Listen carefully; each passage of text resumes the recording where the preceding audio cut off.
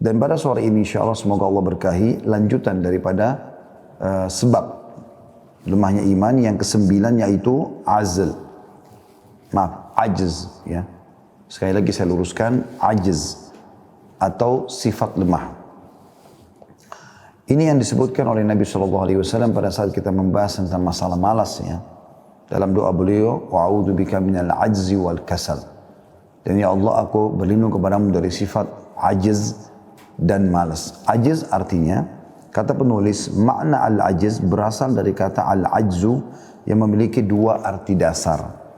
Kedua-duanya adalah benar. Satu di antaranya adalah lemah dan yang kedua adalah akhir dari sesuatu. Arti al-ajzu secara definitif adalah tidak melakukan perbuatan yang seharusnya ia lakukan dengan menunda-nunda waktu. Ia bersifat umum, meliputi semua urusan dunia dan agama.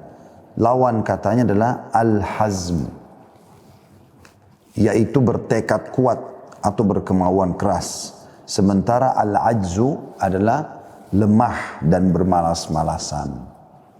Jadi di paragraf pertama ini penjelasan tentang makna ajiz. Ajiz ini teman-teman sekalian harusnya jauh dari setiap muslim. Merasa lemah, merasa tidak mampu, merasa putus asa, merasa kecil hati, merasa tidak punya nilai. Yang telah membentuk rupa anda Allah subhanahu wa ta'ala. Yang telah mewarnai kulit anda adalah Allah subhanahu wa ta'ala. Allah telah membentuk tubuh anda dan paras wajah anda dengan sesempurnanya. Dikatakan di dalam ayat Al-Quran, fi ahsani taqwim. Dan kami ciptakan manusia ya, dalam ciptaan yang sangat sempurna. Walaupun di mata anda jelek, atau di mata orang anda jelek, tetap saja anda baik dan sempurna di mata Allah atau di sisi Allah subhanahu wa ta'ala. Kecuali memang anda sengaja menjerumuskan pada hal-hal yang dianggap jelek oleh Allah subhanahu wa ta'ala.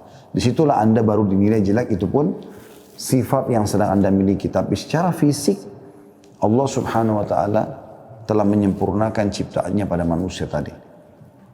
Apapun yang kita lihat teman-teman di muka bumi ini, kita tidak bisa langsung memvonisnya sembarangan jelek.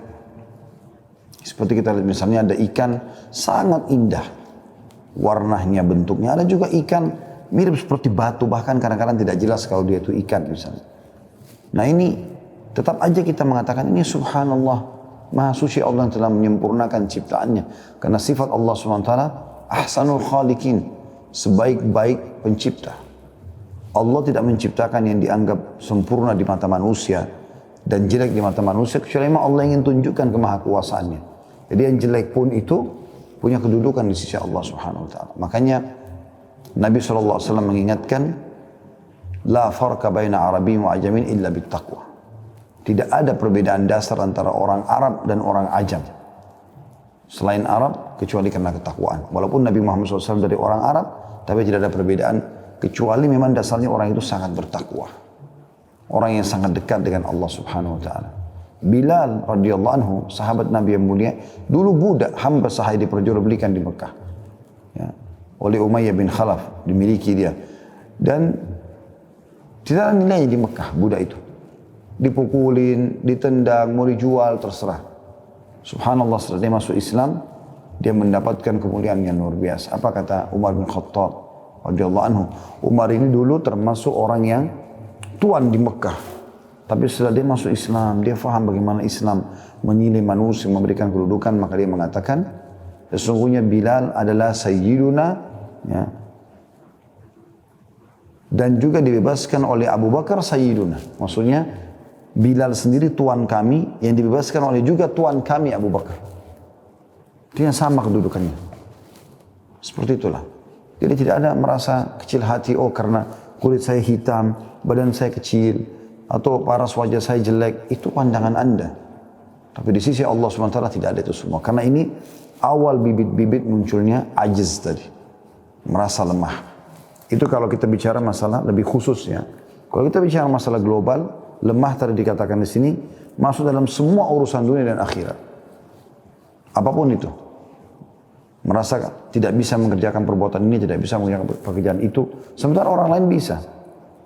Bukankah kita sama orang lain sama punya waktu 24 jam? Bukankah kita sama-sama punya dua mata, punya dua kuping, punya dua tangan, punya dua kaki? Kalau ada orang mungkin yang sukses itu memiliki 25 jam, lebih 1 jam dari kita, mungkin kita katakan orang ini bisa saja punya kelebihan gitu. Tapi ini tidak, semuanya sama. Gitu kan? Allah cuma ciptakan zakarin wa unsa, laki-laki dan perempuan, tidak ada yang lain. Jadi laki-laki dan perempuan. Jadi ini pun teman-teman sekalian Allah SWT sudah memberikan tugas dan kewajiban ya kepada masing-masing. Kata penulis, lawan daripada ajiz adalah al-hazm, dan hazm adalah bertekad kuat. Dan ini sifat orang beriman. Sampai Allah SWT mengatakan, wa idza azamta fatawakkal 'ala Allah. Kalau kau sudah bertekad mengerjakan satu perbuatan dan itu perbuatan baik, boleh dalam agama, tawakkal 'ala Allah. Enggak boleh ragu. Kita harus langsung melangkah. Menunda-nunda amal kebaikan ini hanya mengikuti waswas syaitan. Hanya membuka pintu syaitan sehingga kita lalai dan terluputkan di waktu itu yang harusnya dicatatkan amal saleh. Ini keliru. Banyak orang begitu, menunda pernikahan, menunda sholat malam, menunda baca Quran dan hafal Quran, menunda menulis buku, menunda jenjang pendidikan, menunda bakti sama orang tua, menunda menjenguk orang sakit, menunda dan segala macam. Akhirnya akan tiba saat di mana dia tidak bisa punya peluang lagi. Saya subhanallah punya seorang teman dulu, sahabat saya, rahimahullah sudah meninggal beliau. Saya dulu waktu dia sakit, karena kesibukan yang cukup banyak, karena dia sakitnya bukan sakit yang sangat parah gitu ya, maka saya mengatakan pada diri saya, insya Allah saya akan jenguk dia nanti, gitu kan? Karena dia bolak-balik biasa ke rumah sakit. Subhanallah, pas saya niat ingin ya menjenguknya setelah sekian hari dia sakit, baru saya mau berangkat menuju ke sana, terdengar berita gembira, terdengar berita dia meninggal dunia.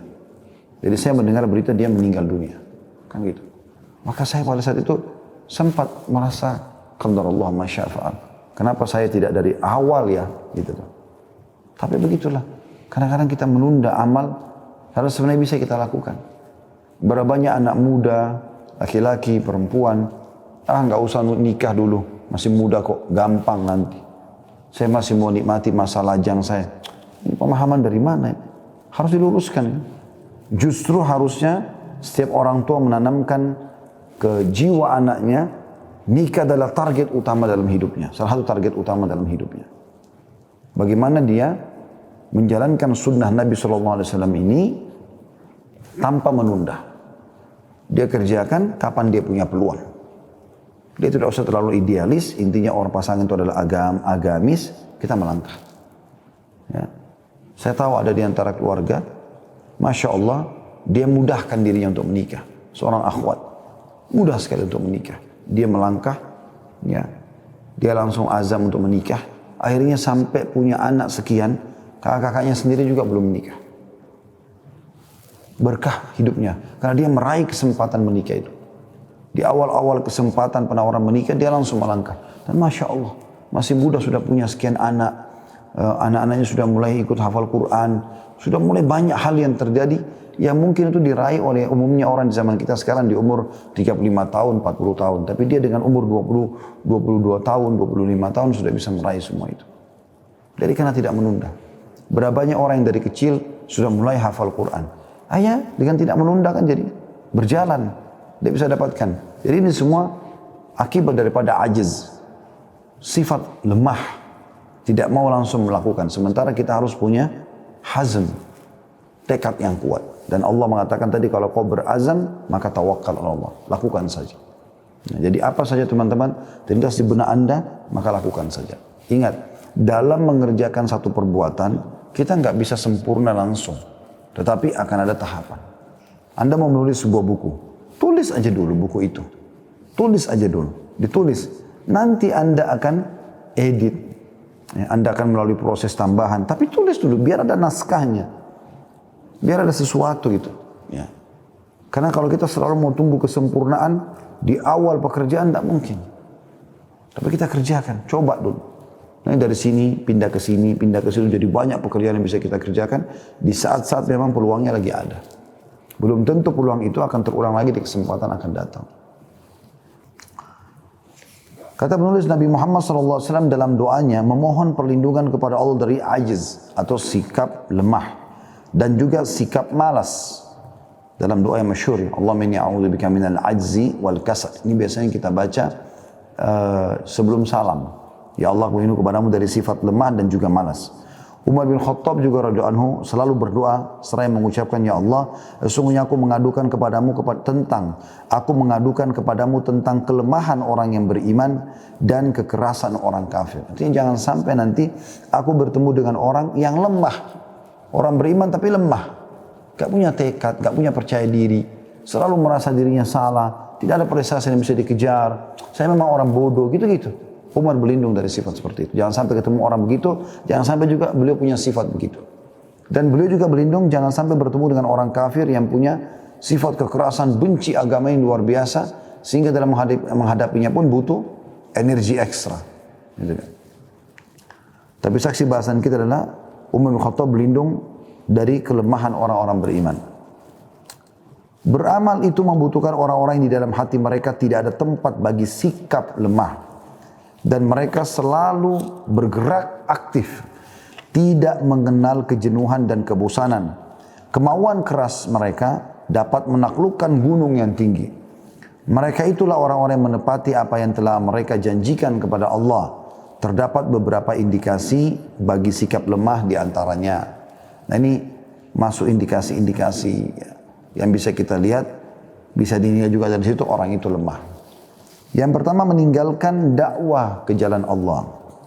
Ini adalah keadaan yang dialami oleh sebagian besar orang-orang yang bersikap konsisten, di mana mereka telah meninggalkan medan pertempuran dalam keadaan kosong, tidak menggerakkan orang lain menuju agama Allah. Secara tidak langsung kondisi semacam ini menunjukkan bahwa mereka tidak lagi memiliki cemburuan terhadap agama Allah dan tidak memiliki kepedulian terhadap kaum muslimin.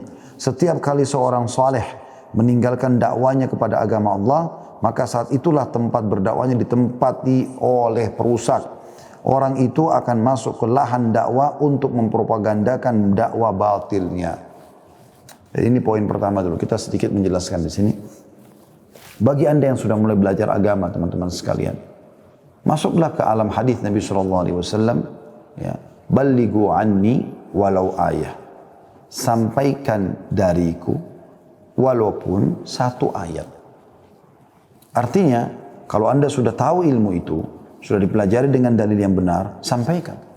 Jangan mau masuk surga sendirian. Suruhkan orang untuk mengerjakan perbuatan kebaikan tersebut. Dan itu tugas setiap muslim. Kita ini, setiap individu muslim seperti marketing, punya sebuah produk namanya Islam.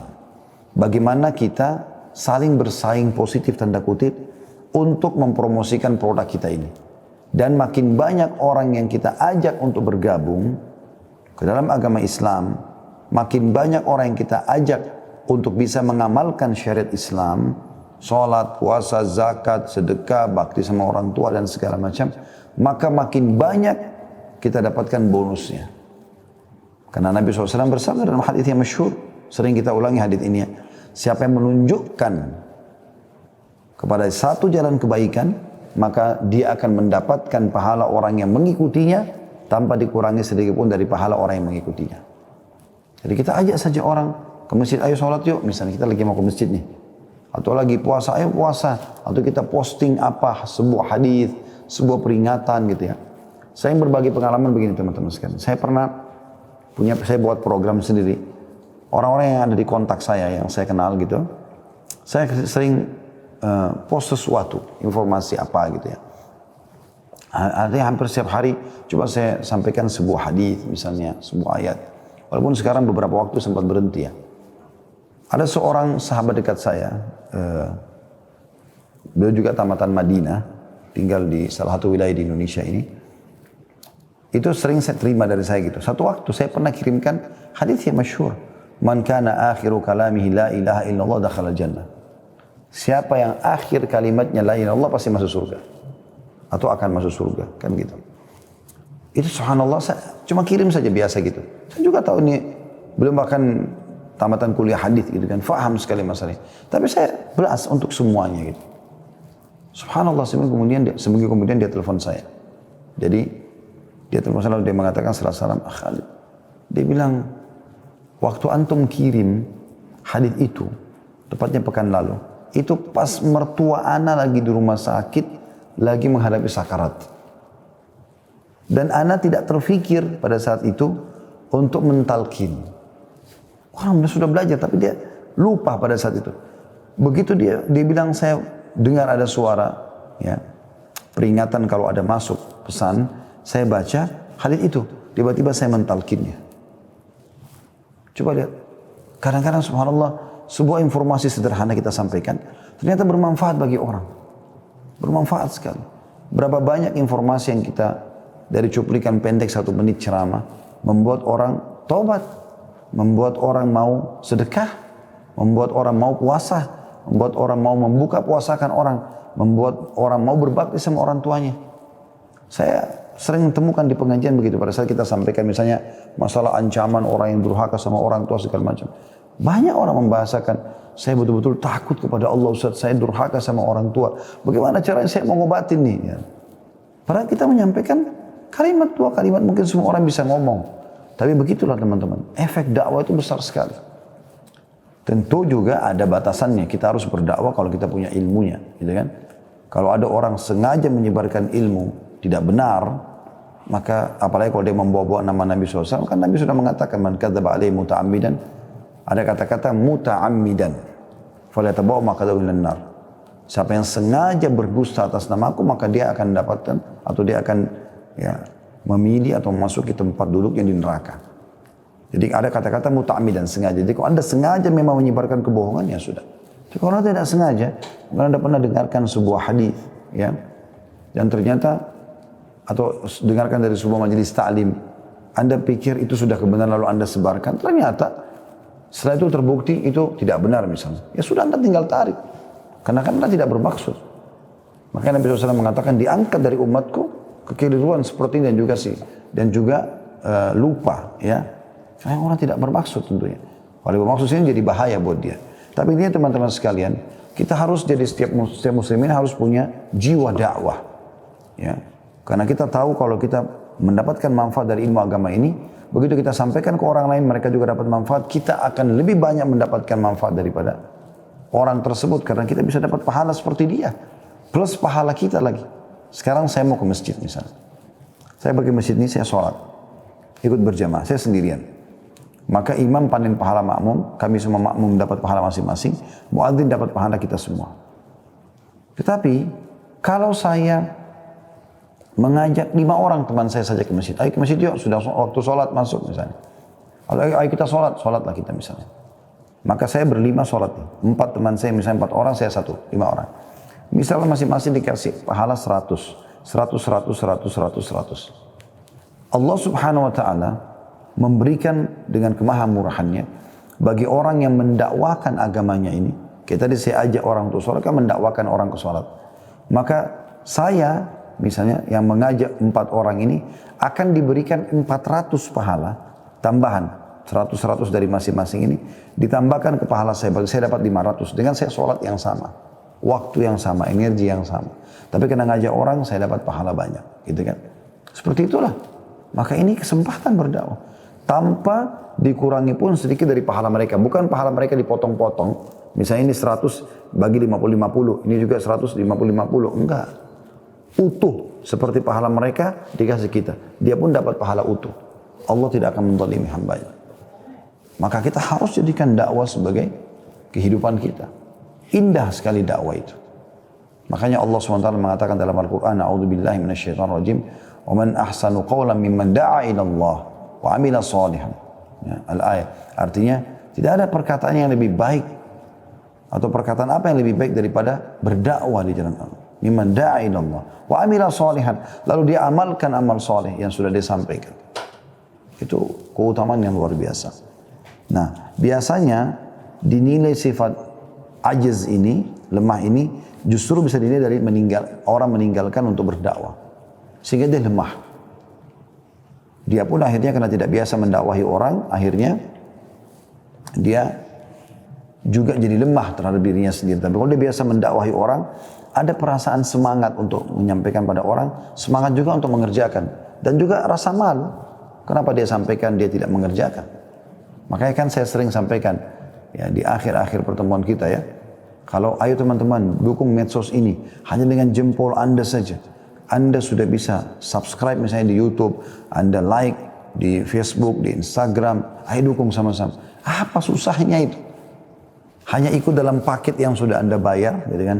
Atau dengan menggunakan jasa wifi yang ada di kantor Anda atau di tempat mana saja. Anda tinggal sebarluaskan linknya. Dari mana Anda tahu? Mungkin dari sekian banyak orang yang menerima link itu, ya dapat pahala.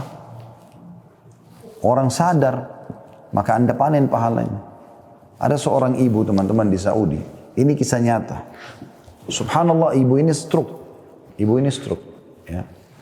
Dia yang bisa bergerak hanya daerah wajahnya saja. Seluruh tubuhnya ini stroke. Ibu ini teman-teman sekalian, orang kaya sebelum dia stroke. Dan dia punya seorang pelayan dari Ethiopia. Wanita tentunya, kisahnya begitu. Kebetulan pembantunya ini turun belanja sesuatu dari kios atau minimarket di sebelah rumah. Kemudian dia dapat ada buku ditaruh terjemahan dalam bahasa Ethiopia, bahasa negara dia. Dan Anda kalau sudah pernah umroh atau haji, apalagi kalau tinggal di Saudi tahu masalah itu ya. Karena di Saudi itu banyak sekali buku diterjemahkan, Al-Quran diterjemahkan dalam berbagai macam bahasa. Apalagi kalau musim haji itu dibagi-bagi di mana-mana. Kalau musim umroh pun sama. Ya. Anda bisa minta dari mutaif Anda, suruh tanya mana lembaga-lembaga sosial di sana yang bagikan buku, biasa dikasih buku. Ya.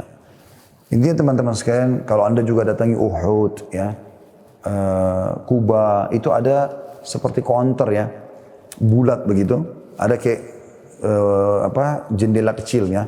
Biasanya kita datang bilang aja Indonesia misalnya. Kalau Anda tidak ngerti bahasa Arab, dia akan kasih buku dalam bahasa Indonesia. Seperti itulah. Kita kembali kisah tadi teman-teman sekalian. Pembantu ini rupanya sambil baca, sambil temani majikannya sambil baca. Ditanya sama majikannya stroke ini, apa yang kau baca?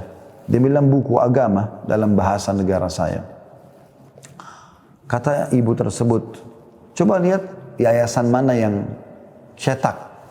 Dilihat di awal lembarannya ternyata ditulis itu yayasan ini dan begitu disebutkan nama yayasannya. Dan ternyata, gitu kan, sebutan tentang nama yayasan itu di bawah itu ada nomor teleponnya. Sebagaimana biasa kita tahu dalam bahasa Indonesia juga, kalau ada disebutkan penerbit, ada nama penerbit, ada alamat, ada nomor telepon kan gitu. Kemudian kata majikannya, tiba-tiba muncul idenya dia begitu. Allah SWT berikan dia subhanallah kesempatan untuk itu, padahal dia stroke di atas ranjang. Dia bilang coba telepon yayasan itu. Waktu itu masih pakai telepon manual, masih telepon, bukan manual maksud saya, telepon rumah ya mungkin sekarang sudah jarang dipakai karena handphone sudah menjadi penggantinya. Diteleponkan yayasan tersebut lalu didekatkan di kupingnya. Lalu mulai dia ngomong, assalamualaikum warahmatullahi wabarakatuh. Dia tanya, kalian yayasan apa? Disebutkanlah kami yayasan sosial, apa saja bergerak, kami bergerak di ini, di itu. Disebutkanlah seperti umumnya zakat, sedekah, kemudian kami menyebarkan buku, terutama banyak buku-buku yang diterjemahkan, lalu disebarluaskan. Kata dia, kata ibu ini, kalau saya mau ikut berinfak bagaimana? Dia bilang kebetulan kami lagi mau cetak buku dalam beberapa bahasa ya, di Afrika. Kalau ibu berminat silakan ikut, transfer uang ke sini. Kata ibunya baiklah, saya akan transfer insya Allah. Maka setelah ditutup telepon, dia bilang sama pembantunya, uruskan, bilang sama ya ada anak-anaknya ibu ini, sampaikan suruh transfer uang sekian ribu real gitu. Banyak uang yang ditransfer sama dia. Inti bahasanya teman-teman sekalian, setelah mungkin kurang lebih sebulan dari kejadian itu, dicetak buku dan disebarkan di Afrika, pihak yayasan telepon ke ibu tadi. Ya, telepon ke ibu tadi, kemudian dia menyatakan, ibu berita gembira. Dari buku yang Anda cetak itu, sekarang ini, di hari ini ada satu suku, jumlahnya ribuan orang masuk Islam. Teman-teman pernah berpikir gak? Kalau ibu yang seperti ini, lumpuh di atas ranjang, bisa menjadi penyebab masuk Islamnya ribuan orang di Afrika. Hanya kenapa? Punya sedikit jiwa dakwah. Mau terlibat di situ. Mau terlibat. Ini bagian daripada dakwah. Hanya saya teman-teman sekalian, kita dalam berdakwah juga ini sekali lagi harus punya ilmu, kemudian juga gunakan retorika yang tepat. Karena Allah SWT menyebutkan dalam Al-Quran, A'udzubillahi minasyaitonirrajim, Ud'u ila sabili rabbika bil hikmati wal mau'izatil hasanah wajadilhum billati hiya ahsan. Berdakwalah kalian, berdakwalah engkau hai Muhammad dan pengikutmu, ya, di jalan Allah dengan hikmah. Apa itu hikmah? Meletakkan segala sesuatu pada tempatnya. Jadi berbicara, ya, sesuai dengan tingkat akal seseorang. Kata Nabi SAW, Rahimallahu mri'in khataban nas ala hasbi uqulihim. Semoga Allah merahmati seorang hamba yang, ya, dia berbicara dengan orang sesuai dengan tingkat akalnya. Gitu loh. Juga tentunya memilih waktu, keadaan, sikon lah ya, situasi dan kondisi yang tepat dalam menyampaikan dakwah. Jadi sulit juga mendakwai orang kalau terlalu emosi. Atau orang lagi terjerumus dalam kemaksiatan, lagi mabuk. Kita mungkin butuh sedikit waktu yang tepat untuk bisa memberikan nasihat. Karena di saat itu mungkin akan mental dakwah yang kita sampaikan. Kemudian mau'izah hasanah, selalu dahulukan keutamaan ibadah sebelum ancaman. Jadi kalau kita mau orang sholat, kita katakan sama dia, keutamaan sholat itu 1, 2, 3, 4, 5. Kalau kamu sholat dapat ini, dapat ini, dapat ini, dapat ini. Gitu. Nanti kalau sudah tidak mau baru kita masuk ke ancaman. Juga dikatakan dan jidallah, berdebatlah dengan cara yang benar untuk cari kebenaran, bukan untuk ribut. Ya, seperti itulah. Itu yang pertama, meninggalkan dakwah ke jalan Allah. Yang kedua, lemah dalam beribadah. Di antara keagungan agama Islam dan keuniversalannya adalah bervariasinya ibadah dalam Islam dan banyaknya sarananya. Di dalam agama Islam terdapat ibadah qalbu, ibadah jasmani, ibadah materi atau harta. Jadi ibadah dalam Islam banyak macamnya. Dari Abu Muhammad Abdullah bin Amr bin As radhiyallahu anhuma, Abdullah sahabat, Amr bin As sahabat. Ia berkata, Rasulullah SAW bersabda, Arba'una khaslatan a'laha manihatul anzi. Ma min amilin ya'malu bi khaslatin minha raja'a thawabiha wa tasdiqa maw'idiha illa adkhalahu jannah. Terdapat 40 macam tingkatan-tingkatan amal-amal soleh yang bisa dikerjakan. Yang tertinggi diantaranya adalah memberi susu kepada anak kambing. Tidaklah seseorang bekerja dengan satu macam diantaranya, kecuali karena mengharapkan pahalanya dan membenarkan apa yang telah dijanjikannya, melainkan dia akan dimasukkan ke dalam surga. Hadis ini riwayat Bukhari. Maksud memberikan susu kepada anak kambing adalah memberinya susu hingga anak kambing itu menjadi besar, hingga di kemudian hari kambing itu menghasilkan susu juga. Orang yang konsisten adalah manusia yang paling depan dalam melaksanakan atau melakukan ibadah dan ketaatan kepada Allah. Karena ia mengetahui pahala ibadah dan cara-cara untuk mendapatkannya. Hanya saja ia lemah dalam melaksanakan ibadah-ibadah tersebut. Maka tidak sedikit Anda temukan sebagian di antara mereka tidak berpuasa kecuali bulan Ramadan saja. Hanya sebatas melaksanakan sholat wajib dan mengabaikan sholat-sholat rawatib atau sunnah dan jarang berzikir kepada Allah Subhanahu wa taala serta ibadah-ibadah lainnya yang ia abaikan. Artinya salah satu contoh ajiz yang tidak boleh, sikap lemah itu adalah selalu membatasi ibadahnya hanya pada yang wajib saja. Yang sunnah tidak pernah disentuh sama dia. Ini menurut penulis tentunya. Jadi beliau menitik beratkan tentang masalah termasuk itu. Puasa hanya Ramadan. Puasa sunnah tidak pernah dikerjakan. Kenapa tidak dikerjakan? Dia ajiz, dia lemah. Kenapa dia tidak puasa Senin Kamis? Alasannya apa? Apalagi kayak sekarang teman-teman, ini penting sekali. Ada materi kami di YouTube judulnya Mutiara Ramadan. Itu kita membahas setelah Ramadan apa. Para salafus salih, kalau habis Ramadan, selama 6 bulan ke depan, beliau berdoa kepada Allah Subhanahu Wa Taala agar diterima amalannya selama Ramadan. 6 bulan yang tersisa, beliau memohon kepada Allah Subhanahu Wa Taala agar disampaikan ke Ramadan yang akan datang. Jadi mereka beramal. Rugi sekali teman-teman sekalian. Kita pada saat sudah terbiasa puasa, kayak sekarang kita sebulan penuh Masya Allah. Semoga Allah mudahkan. Sudah terbiasa lapar, terbiasa haus gitu kan. 30 hari, 29 atau 30 hari, ini bukan waktu yang sedikit. Di training agar kita biasa makan dan minum dengan cara berpuasa. Makannya di sahur, buka puasa, dan juga pada saat buka puasa, kan gitu. Atau antara keduanya. Tapi dari pagi sampai maghrib nggak ada makan dan minum. Ini mengontrol diri justru pada saat puncak-puncaknya kita ingin melampiaskan syahwat, ya. Butuh makan, butuh minum, butuh biologis, kita mengontrol diri. Seperti itulah. Harusnya setelah Idul Fitri kita melaksanakan ibadah-ibadah sunnah. Toh juga puasa-puasa sunnah kayak puasa 6 hari bulan Syawal, yang kata Nabi SAW, siapa yang puasa Ramadan 90 lalu diikuti dengan 6 hari bulan Syawal, maka pahalanya sama dengan puasa setahun. Puasa Senin dan Kamis, pada saat Nabi SAW ditanya, ya kenapa anda puasa Senin Kamis? Kata Nabi SAW, di Senin Kamis amal dilaporkan kepada Allah, dan aku ingin amalku pada saat dilaporkan aku sedang berpuasa. Juga ada puasa ya Ayyamul Bid, 3 hari setiap bulan, tanggal 13, 14, 15. Kecuali di Ramadan kena puasa wajib, ya. Maka Nabi SAW puasa 3 hari setiap bulan sama dengan puasa setahun pahalanya. Belum puasa hari Arafah tengah 9 Zulhijjah yang bisa mengampuni dosa setahun yang lalu, setahun akan datang. Belum juga puasa Tasu'a dan Asyura 9 dan 10 Muharram yang bisa mengampuni dosa setahun yang lalu, gitu kan. Jadi ada ibadah tapi tidak banyak. Harusnya bisa kita kerjakan karena kita sudah di training. Nggak ada lagi alasan setelah Ramadan teman-teman tidak sholat malam. Kenapa nggak sholat malam? Bukankah kita sudah terbiasa bangun sahur? Bukankah tiap hari yang dibangun di waktu itu? Nggak ada lagi alasan untuk telat sholat subuh. Karena memang kita disuruh bangun habis sholat malam, ya, kita istirahat. Kalau Ramadan ya tarawih, kita istirahat. Atau kita mau tunda di akhir malam, kemudian kita sahur, habis itu kita sholat subuh. Kan gitu. Jadi kerjakan itu. Selanjutnya, yang ketiga adalah jarang atau sedikit membaca dan malas menuntut ilmu. Ini juga sifat ajiz. Maka hari demi hari, minggu demi minggu, bahkan bulan demi bulan berlalu tanpa membaca buku atau tidak mau mengkaji ulang suatu masalah yang berguna baginya dan yang membuatnya faham tentang agamanya. Ini sudah kita bahas khusus di sebab lemah iman, ya. Kalau seingat saya itu yang ke-7, ya, tentang sedikit menuntut ilmu. Padahal Allah SWT mengangkat derajat orang-orang penuntut ilmu. Bahkan kata Nabi SAW, al-ulama warathatul anbiya. Ya, para ulama pewarisnya para nabi.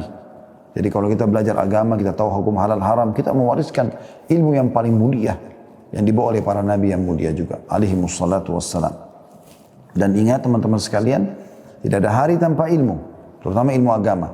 Dan kebutuhan kita terhadap ilmu agama lebih kita butuhkan daripada air pada saat kita lagi haus. Seperti sekarang kita lagi haus misalnya. Makanan pada saat lapar, tempat tidur pada saat kita mau istirahat, dan juga obat pada saat kita sakit. Karena ilmu agama akan memandu kita mana makanan, mana minuman, mana tempat tidur, mana obat yang boleh dan mana yang tidak boleh. Yang keempat, lemah dalam melaksanakan amar ma'ruf dan nahi mungkar. Menyuruh pada kebaikan, melarang dari kemungkaran. Ini mirip dengan dakwah tadi sebenarnya. Orang yang melihat kemungkaran di depan matanya namun ia tidak peduli padanya, bahkan raut mukanya tidak berubah sedikit pun karena Allah, ia lupa bahwa Allah SWT cemburu, dan kecemburuan Allah itu adalah apabila larangannya dilanggar. Begitu disebutkan dalam sebuah hadis. Kata Nabi SAW, dan sesungguhnya kecemburuan Allah itu kalau dilanggar maharimu, hal-hal yang dilarang. Ya. Dan Allah SWT buat hudud, batasan. Wa tilka hududullah fala ta'taduha. Itu batasan-batasan Allah, jangan kalian langgar. Nabi SAW mengatakan semua raja punya batasan. Dan batasan Allah adalah apa yang telah ia haramkan. Pernah ada seseorang datang kepada Nabi SAW, dia menemukan istrinya selingkuh. Kemudian dia mengatakan, ya Rasulullah, istri saya begini dan begitu. Maka sebelum Nabi SAW jawab, Sa'ad radhiyallahu anhu lalu maju ke depan dan berkata, ya Rasulullah, kalau terjadi pada keluarga saya akan bunuh dua-duanya. Artinya, sudah menikah, berzina berarti dirajam. Maka yang terjadi, Nabi SAW mengatakan, Atarauna giratu Sa'ad. Apa kalian lihat bagaimana cemburunya Sa'ad dengan agama Allah? Masa Allah sudah larang masih dilanggar? Ana aghyaru min Sa'ad. Saya lebih cemburu daripada Sa'ad. Wallahu aghyaru minni wa min Sa'ad. Dan Allah lebih cemburu dari aku dan juga Sa'ad. Semoga Allah maafkan semua kesalahan kita yang lalu. Tapi kita bicara teman-teman pada saat sedang belajar seperti ini, sekarang ke depan. Kita nggak bahas lagi yang lalu-lalu.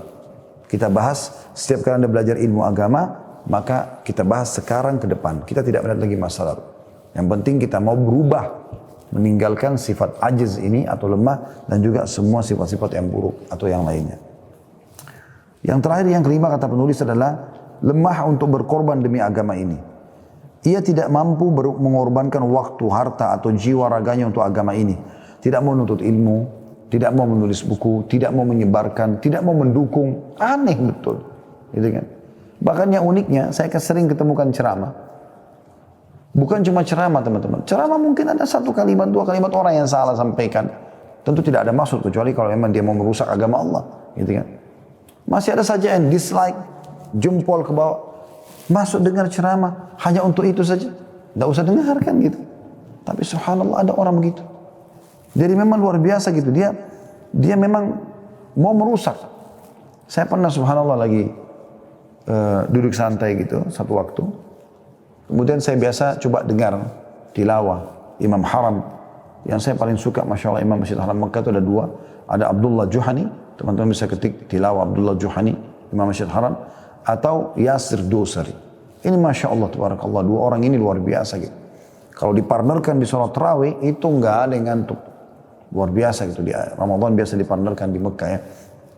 Semoga insya Allah kita bisa sholat lagi di belakang mereka. Tapi Anda bisa ketik nama dua orang ini, Yasir Dosari dan Abdullah Juhani.